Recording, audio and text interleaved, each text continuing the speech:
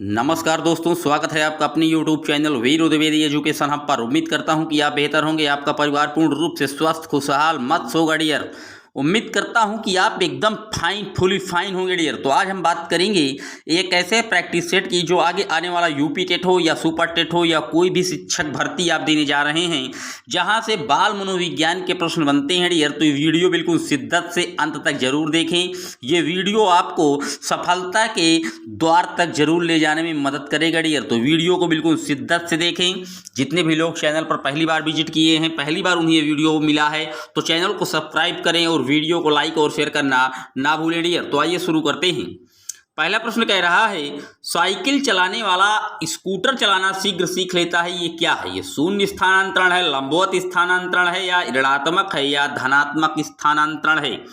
मान लीजिए आप साइकिल चला रहे हैं और साइकिल चलाने से के बाद अब आपको स्कूटर चलाना सीखना है, तो आप जल्दी सीख पा रहे हैं। तो ये क्या है? ये एक धनात्मक स्थानांतरण है। पॉजिटिव जो है ट्रांसफर ऑफ लर्निंग है डियर। नोट डाउन कर लीजिएगा। धनात्मक स्थानांतरण, जब हम कोई चीज नीचे से ऊपर की ओर जाते हैं तो वो जब सहायता करता है नीचे की चीज ऊपर जाने के लिए तो वो धनात्मक कहलाता है।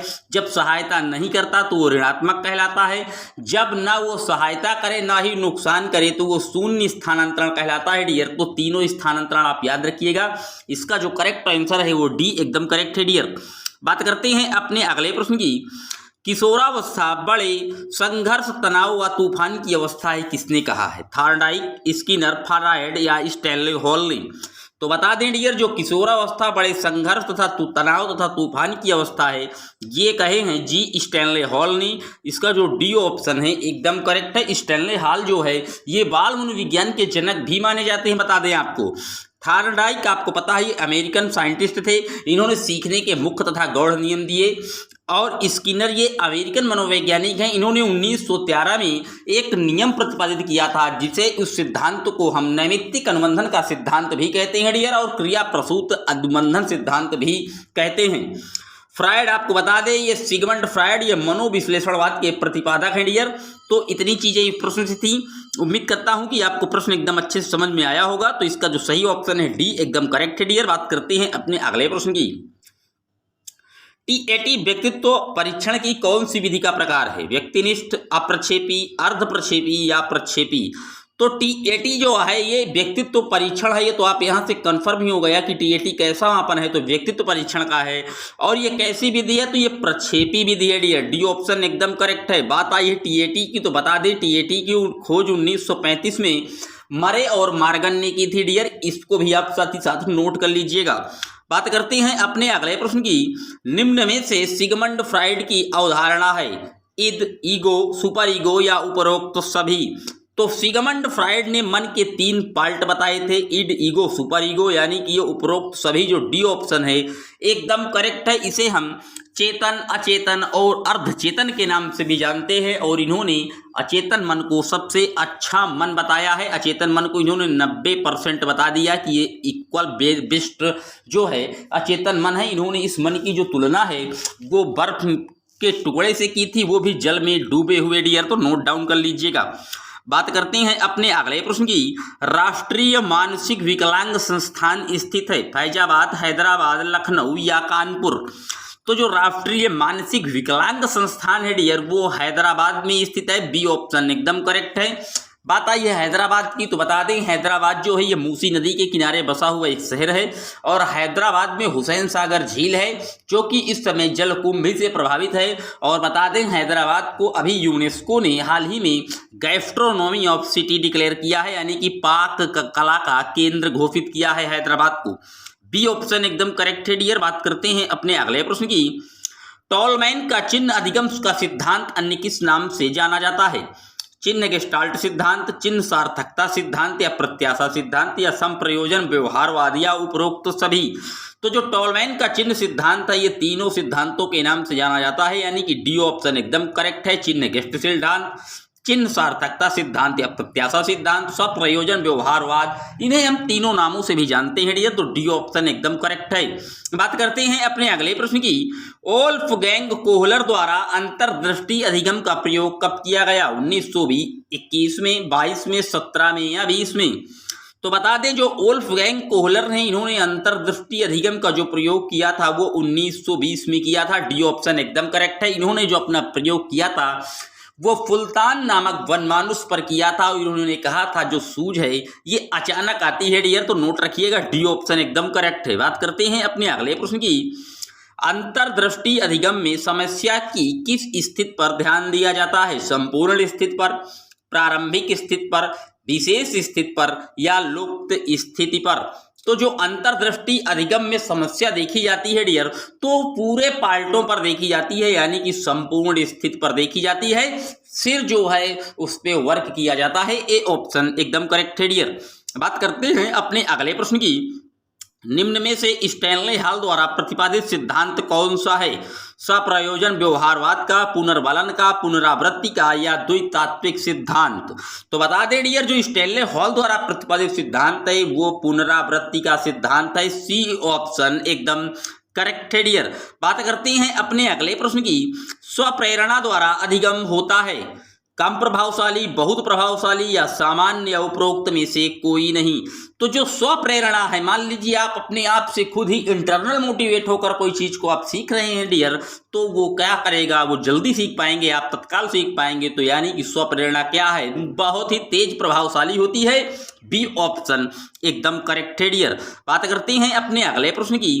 पेस्टोलॉजी के 3H संप्रत्यय में H का क्या अर्थ है? हेड, हार्ट, हैंड या उपर्युक्त सभी? तो पिस्टोलॉजी का जो 3H फॉर्मूला था उसमें हेड, हार्ट, हैंड तीनों चीजें शामिल थी। तो डी ऑप्शन एकदम करेक्ट है। 3H का जो फॉर्मूला है वो हेड, हार्ट, हैंड भी है। और पिस्टोलॉजी के साथ इस जो संप्रत्यय के समर्थक थे वो महात्मा गांधी भी माने जाते हैं डियर। तो साथ ही साथ पिस्टोलॉजी के अलावा गांधी जी भी इससे जुड़े थे, ये भी आप नोट डाउन कर लीजिएगा। बात करते हैं अपने अगले प्रश्न की। आत्मनिरीक्षण विधि द्वारा किन क्रियाओं का अध्ययन किया जाता है? कक्षा कक्ष में छात्रों की व्यक्तिगत विभिन्नताओं का, स्वयं की, असाधारण बच्चों की या उपर्युक्त सभी? तो जो आत्मनिरीक्षण है डियर, आत्म का मतलब है खुद का निरीक्षण, यानी कि हम स्वयं का ही निरीक्षण कर पाएंगे इसमें। बी ऑप्शन एकदम करेक्ट है। बात करते हैं अपने अगले प्रश्न की। बाल केंद्रित शिक्षा किसकी देन है? शिक्षा के राष्ट्रीयकरण की, सर्व शिक्षा अभियान की, शिक्षा मनोविज्ञान की या उपर्युक्त सभी? तो बता दें डियर जो बाल केंद्रित शिक्षा है, चाइल्ड सेंटर्ड एजुकेशन है, इसकी बात जो है सबसे पहले शिक्षा मनोविज्ञान की ये देन है, तभी ये जोड़ा गया है पाठ्यक्रम में। और अगर विश्व में बाल केंद्रित शिक्षा की बात की जाती तो आप जॉन डेवी का नाम नोट डाउन रखिएगा। भारत में जो बाल केंद्रित के प्रबल समर्थक माने जाते हैं वो गुजरात के गिजुभाई बधेका जी माने जाते हैं डियर। बात करते हैं अपने अगले प्रश्न की। शिक्षा के संकुचित अर्थ में शिक्षा प्रदान की जाती है निश्चित स्थान पर, प्रत्येक समय व स्थान पर, जीवन पर्यंत या उपर्युक्त सभी?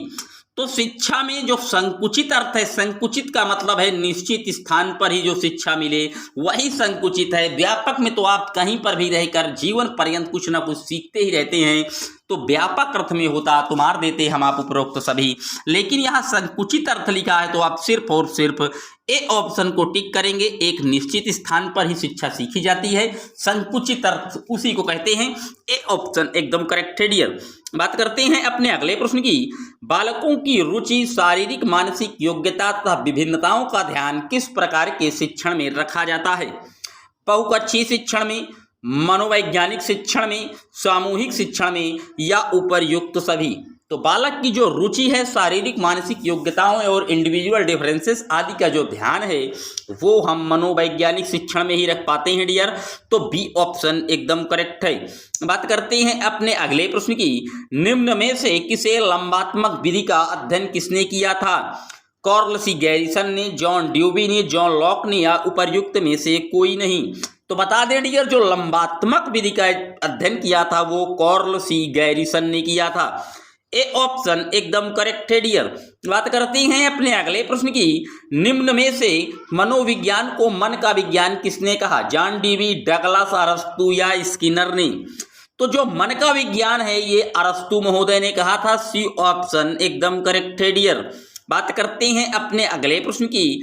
निम्नलिखित में से शिक्षा का केंद्र बिंदु कौन सा है? शिक्षक, विद्यालय, बच्चे या उपर्युक्त सभी? तो जो शिक्षा का मेन केंद्र बिंदु है डियर वो बच्चे ही होते हैं, क्योंकि जो हमारा एजुकेशन पॉलिसी है वो चाइल्ड सेंटर्ड एजुकेशन की बात करता है डियर। तो ये थे टॉप 20 महत्वपूर्ण प्रश्न। इसके आगे के प्रश्नों को मैं आपको कराऊंगा अगले वीडियो में। वीडियो को बिल्कुल शिद्दत से समझें, प्रश्नों का लेवल बहुत अच्छा है। यहाँ से प्रश्न आपको हर एक शिक्षक भर्ती के एग्जाम में देखने को मिलेंगे, मेरा वादा है आपसे। आप एक्सप्लेन पर भी ध्यान देते रहिए डियर, क्योंकि कुछ चीज़ें मैं एक्सप्लेन में इतनी ज़्यादा बता जाता हूं कि जो कि आपको प्रश्न में नहीं मिलते डियर। तो वीडियो को बिल्कुल शिद्दत से देखिए। जितने भी लोग पहली बार विजिट किए हैं सब्सक्राइब करें, वीडियो को लाइक और शेयर करना ना भूलें। मिलेंगे जल्द ही आपसे एक और वीडियो में, तब तक के लिए जय हिंद, जय Bharat. Thanks for watching my video.